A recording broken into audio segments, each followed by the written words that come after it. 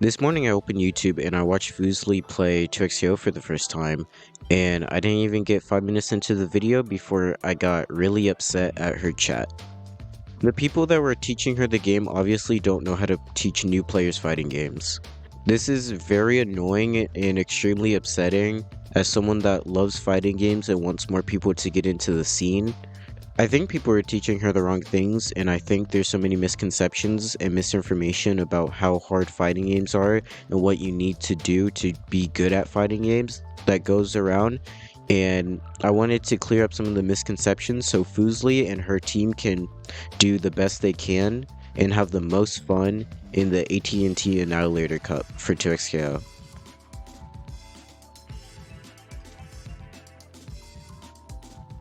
One of the first things I noticed that really upset me is that she's playing on a Razer Kasune, which is a type of leverless controller. Leverless controllers are very popular in fighting games, and I actually play on one personally. I'm personally not a Fuslie viewer. I watch a little bit of Ludwin sometimes, and so I know Essler, but outside of that, I do not know her or her content. My question is, why is she playing on a leverless controller? And it is very obvious that she has never played on it. But they did say it would be really hard the first couple of days, and then you get good at it. And so I'm waiting for that part where I get good at it. If she's in a tournament that's on a time crunch, there's no time for her to get good at it. She needs to play with what she's comfortable with and start practicing what she actually needs to win in a tournament.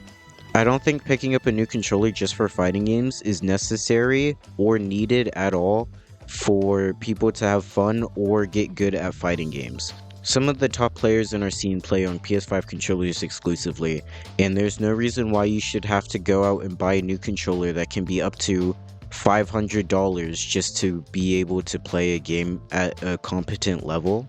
And I think that you shouldn't even think about buying a new controller just for fighting games until you know that you like fighting games. Fighting games are a very divisive genre of video games, and it is very important for you to know that you want to continue playing them before you invest any sort of money into them outside of buying like a game. I think people see all these cool fight sticks and leverless controllers and think that they need one to be competent at the video game, and you just don't need it.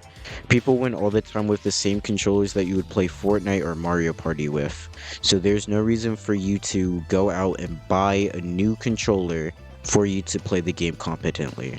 You're adding more stress and mental overload for the same action that you can do with a controller you're very familiar with that basically gives you zero reward in the long term.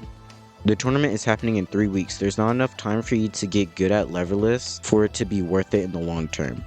All of the benefits that leverless quote-unquote would give you are at the highest level and does not apply to new players. If you want to play leverless because you like the look of it or how it feels, go ahead, you do you, but in a setting like this, I don't think playing on a leverless is important at all.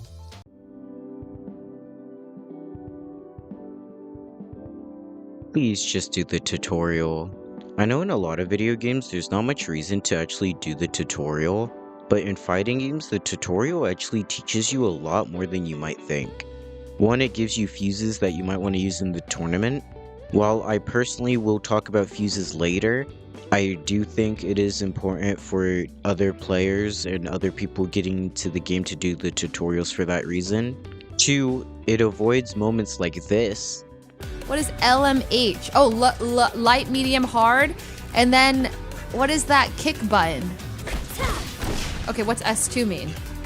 Realistically, hopping in a game, people don't want to do the tutorial, but my main issue comes in with her chat telling her to do combo trials. Combo trials are generally used to get a general understanding of a new character's combos for mid to high level players, and brand new players shouldn't use the combo trials. In fact, I think doing combo trials as a brand new player actually hurts you in the long run and stops you from doing important things like learning how to defend properly and learning how to open up your opponent.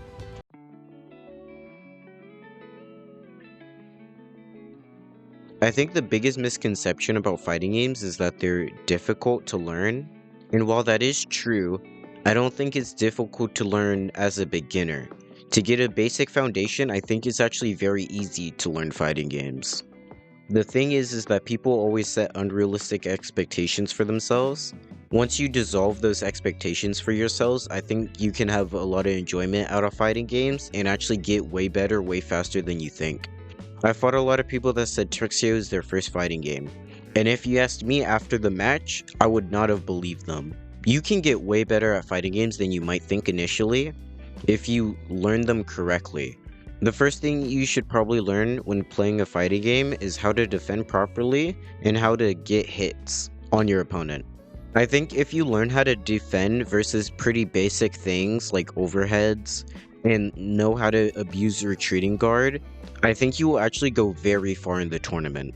I'm assuming you guys are fighting people around your skill level, and if you are, a lot of people won't know how to beat retreating guard. People at mid-level don't know how to beat retreating guard. It's actually one of the best things you can abuse as a new player. Realistically, if you know when to use retreating guard, it's very hard for your opponent to stop, and it will get you out of a lot of situations you don't want to be in. Another important thing to master is break. Under your health bar, you have a green bar that says break. When that's full, you can use any special plus tag to break out of a combo, but your opponent can block it and get a full combo on you if you use it incorrectly. But at a low level, people will not be able to beat it. So if you know how to use it correctly and how to abuse it, you will get very far. Another side note is that limit striking, which is this, can build break bar really quickly. So if you want, you should try to end your combos in a limit strike to get your break bar faster than your opponent. Another important thing is to abuse throws. Throws are going to be your best friend when fighting new players.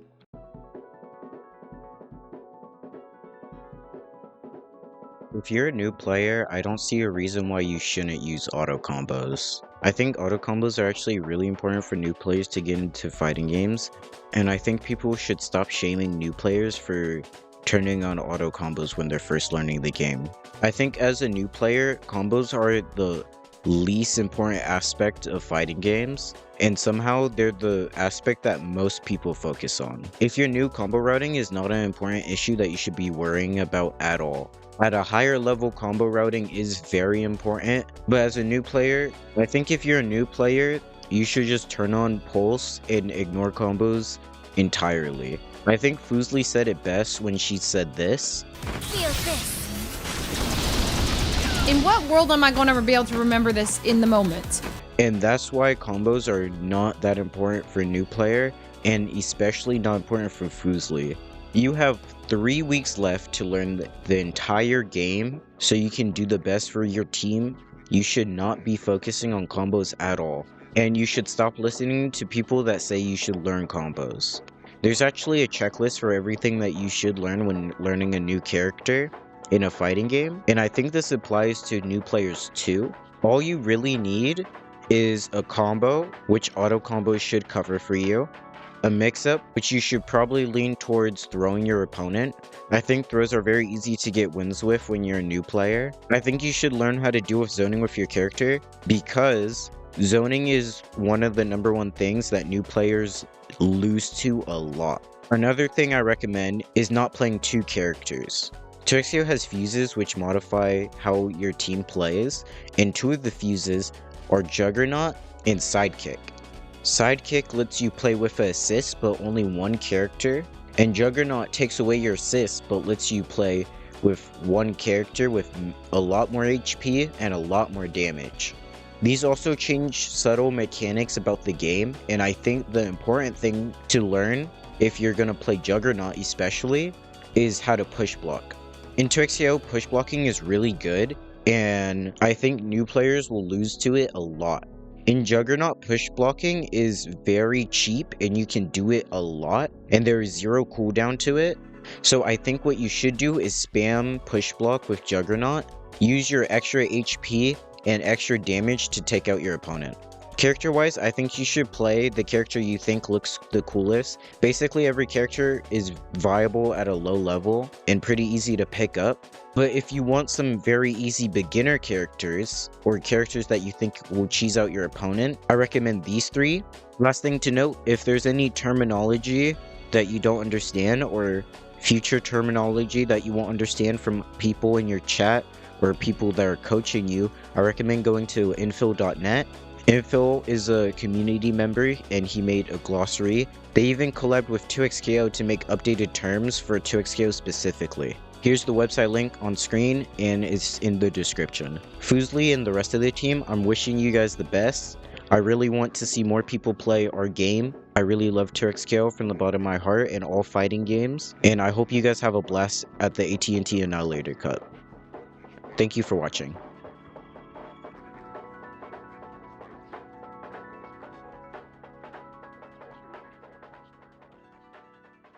Oh, because I knocked him up.